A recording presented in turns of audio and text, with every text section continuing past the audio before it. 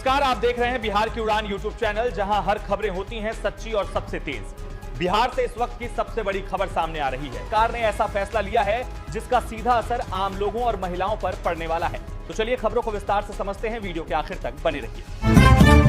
बिहार के सीएम नीतीश कुमार के मुख्यमंत्री पद छोड़ने की अटकलों के बीच अब जनता की भावनाएं भी खुलकर सामने आने लगी है। बीते दिन उनकी समृद्धि यात्रा का समापन पटना के बापू सभागार में हुआ। इस बीच आरा जिले से समृद्धि यात्रा का एक वीडियो सामने आया है जो वायरल हो रहा है। वीडियो में एक बुजुर्ग भोजपुरी में कह रहा है, ए नीतीश जी बिहार छोड़ के काहे जात बानी, जवाब दी। कोरोना काल हो या युद्ध काल, भारतीयों की रचनात्मकता हर जगह दिख जाती है। सोशल मीडिया पर एक वीडियो वायरल हो रहा है जिसमें एक शख्स अपने ग्रुप के साथ गैस की कमी पर मजेदार पैरोडी गा रहा है। अपने गीत में वह पीएम मोदी से गुहार लगा रहा है कि मेरा सिलेंडर भरवा दो और युद्ध रुकवा दो। इसे भारत की खासियत ही कहा जाएगा कि लोग मुश्किल वक्त में भी हंसने गुनगुनाने के तरीके ढूंढ लेते हैं। वित्त मंत्री निर्मला सीतारमण ने पेट्रोल और डीजल पर एक्साइज ड्यूटी कम करने पर कहा, जनता पर ऐसे हालात में किसी तरह की बोझ न आए, इसलिए पीएम मोदी तुरंत एक्शन लेते हैं। जनता को पेट्रोल और डीजल और गैस की कमी नहीं होगी। पीएम ने कहा कि ग्राहक के लिए दाम बढ़ना नहीं चाहिए। इसे देखते हुए हमने यह फैसला लिया। हमने देश में इसकी अवेलेबिलिटी पक्का करने के लिए एटीएफ के एक्सपोर्ट पर एक्साइज ड्यूटी बढ़ा दी है।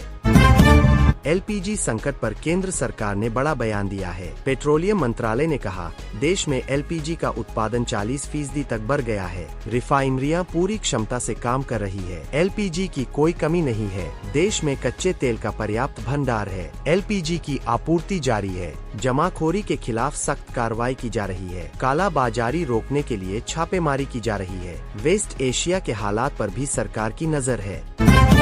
सरकारी कर्मचारियों के लिए राहत की खबर है। नेशनल हाउसिंग बैंक ने गृह सुगम पोर्टल लॉन्च किया है। इस पोर्टल के तहत सरकारी कर्मचारी सीधे अपनी पोस्टिंग वाली जगहों से ही होम लोन की सुविधा का लाभ उठा सकते हैं। रक्षा कर्मी, अर्धसैनिक बल, राज्य और केंद्र के कर्मचारी अपनी अपनी प्रशासनिक इकाइयों के माध्यम से इस पोर्टल पर हाउसिंग लोन के लिए आवेदन कर सकते हैं। इसके जरिए उन्हें लोन की मंजूरी मिल जाएगी।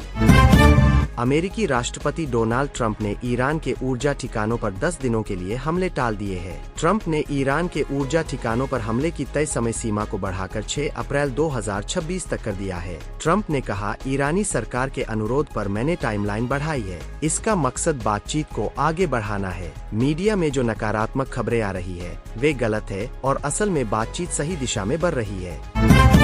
पश्चिम एशिया संकट पर पीएम मोदी आज सभी राज्यों के मुख्यमंत्रियों से वीडियो कॉन्फ्रेंसिंग के जरिए बात करेंगे। हालांकि इस बातचीत में 5 चुनावी राज्यों के सीएम शामिल नहीं होंगे। आदर्श चुनाव आचार संहिता लागू होने के चलते तमिलनाडु, पश्चिम बंगाल, केरल, असम और पुडुचेरी के मुख्यमंत्री शामिल नहीं होंगे। कैबिनेट सचिवालय इन राज्यों के मुख्य सचिवों के साथ अलग से मीटिंग करेगा।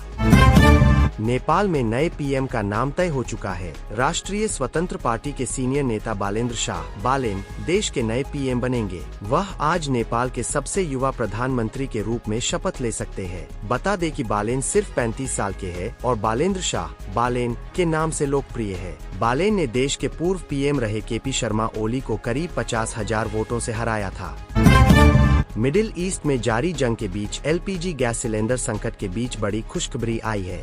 भारतीय झंडे वाला एलपीजी टैंकर जहाज जगवसंत आज सुबह गुजरात के कच्छ में स्थित कांडला पोर्ट पहुंच गया है। इसमें लगभग 47,612 मीट्रिक टन एलपीजी लोड है। इसके साथ ही दूसरा टैंकर पाइन गैस भी लगभग 45,000 मीट्रिक टन एलपीजी लेकर आज या कल न्यू मंगलौर पहुँचेगा।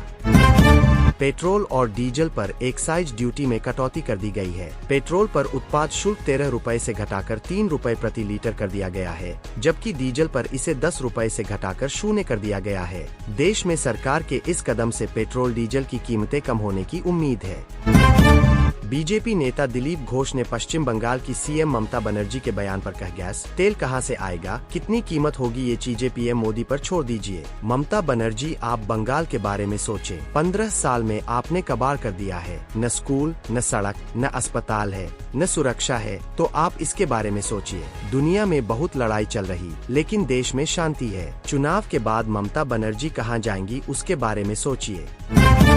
इजराइल ने ईरान की राजधानी तेहरान में पाकिस्तानी एम्बेसी और एम्बेसडर के घर के पास एयर स्ट्राइक की है। हालांकि इस हमले में किसी की भी जान का नुकसान नहीं हुआ है। पाकिस्तानी मीडिया के अनुसार घटना के बाद दूतावास के राजनयिक हैरान हैं। सभी कर्मचारी और राजनयिक सुरक्षित है। विशेषज्ञों का मानना है कि यह हमला गलती से हुआ हो सकता है, तो कुछ का कहना है कि यह पाकिस्तान की मध्यस्थता की कोशिशों के बीच चेतावनी है। देश में लॉकडाउन पर लगातार फैल रहे भ्रम पर सरकार ने स्थिति साफ कर दी है। केंद्रीय मंत्री किरेन रिजिजू ने कहा है कि स्थिति सरकार के नियंत्रण में है। लॉकडाउन की खबरें पूरी तरह भ्रामक है। लॉकडाउन की खबरें पूरी तरह अफवाह है। विपक्ष ने भी सरकार की सराहना की है। जमाखोरों के खिलाफ सख्त कार्रवाई की जाएगी। मिडिल ईस्ट में जारी युद्ध के बीच जम्मू कश्मीर विधानसभा में विधायकों ने विरोध जताया। नेशनल कॉन्फ्रेंस और पीडीपी के विधायकों ने हाथों में ईरान के मारे गए सर्वोच्च नेता आयतुल्लाह खामेनेई की तस्वीरें और पोस्टर लहराकर प्रदर्शन किया तो माहौल गर्मा गया। इस मुद्दे पर चर्चा की मांग की गई, जिससे सदन में बवाल मच गया। पक्ष विपक्ष दोनों बवाल करने लगे। फिलहाल भारी सुरक्षा बल तैनात किए गए हैं। इलाहाबाद हाई कोर्ट ने हाल ही में फैसला सुनाया कि शादीशुदा आदमी का दूसरी औरत के साथ रहना जुर्म नहीं है। कोर्ट ने कहा कि नैतिकता और कानून अलग अलग है। जब कानून के तहत जुर्म साबित नहीं होता है, तो सामाजिक विचार और नैतिकता नागरिकों के अधिकारों की रक्षा के लिए कोर्ट के कामों को तय नहीं कर सकते। यह टिप्पणी लिव इन रिलेशनशिप में रह रहे एक जोड़े की सुरक्षा की मांग वाली याचिका पर सुनवाई के दौरान की गई।